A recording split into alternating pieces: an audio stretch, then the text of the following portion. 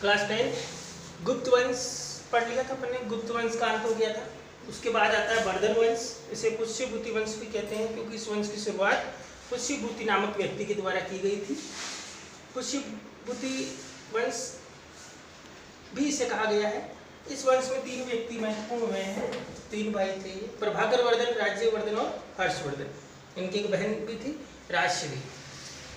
पुष्यभूति के बाद में प्रभाकर वर्धन बैठता है गद्दी पर, लेकिन ये कुछ समय बाद इसकी मृत्यु हो जाती है। फिर बैठता है राज्यवर्धन, जिसका बंगाल के गौड़ शासक शशांक 606 ईस्वी में इसका वध कर देते हैं। इसके बाद हर्षवर्धन बैठते हैं। 40 वर्ष तक इन्होंने शासन किया। 606 ईस्वी में ये बैठ गए थे। भगवान शिव और भगवान सूर्य के उपासक थे। बाद में इन्होंने बौद्ध धर्म स्वीकार कर लिया था। ये निसंतान थे और इनके बाद में इस वंश का पुष्यभूति वंश या वर्धन वंश का 647 ईस्वी में अंत हो जाता है।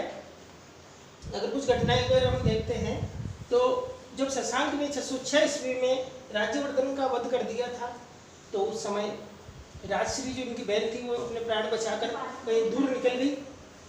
बाद में हर्षवर्धन राजा बना और हर्षवर्धन ने अपनी बहन को जल्द ही ढूंढ निकाला और शशांक के विरुद्ध उसने भास्कर वर्मा, कामरूप के राजा थे, संधि की और शशांक के विरुद्ध एक बड़ी सेना इन्होंने भेजी और इन्होंने काफ़ी अपनी कीर्ति को दूर दूर तक फैलाया।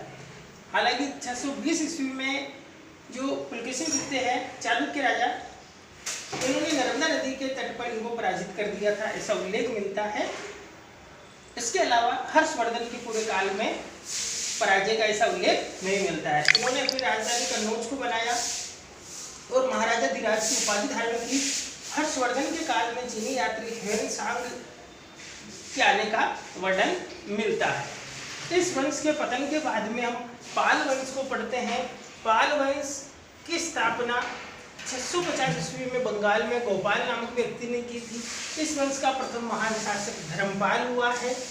धर्मपाल ने अपने राज्य को प्रतिहार और राष्ट्रकूटों से सुरक्षित रखा और आगे बढ़ाया। इसका पुत्र देवपाल होता है। इसने 810 से 850 ईस्वी तक शासन किया। राजधानी पाटलिपुत्र से ये बंगाल लेके गया। लेकिन इसके बाद के जो शासक हुए हैं वो प्रतिहार और राष्ट्रकूटों से पराजित हो गए और इस वंश की कीर्ति को आगे नहीं बढ़ा पाए। इसके बाद में राष्ट्रकूट वंश आता है। राष्ट्रकूट वंश की स्थापना दंती दुर्ग ने 736 ईस्वी में की थी। इसकी राजधानी नासिक थी। जो राष्ट्रकूट है पहले चालुक्यों के यहाँ सामंत का कार्य करते थे। वातापी के जो चालुक्य हैं उनके यहाँ पर।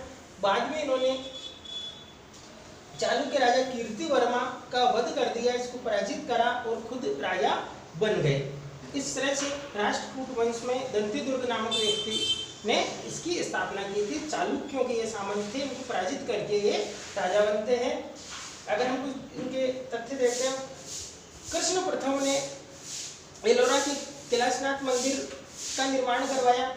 इसके अलावा जो चौथा शासक ध्रुव है उसने वत्सराज और नागभट्ट सेकंड को गोविंद तृतीय ने पराजित किया था। ध्रुव ने वत्सराज को पराजित किया और गोविंद थर्ड ने नागभट्ट सेकंड को पराजित किया।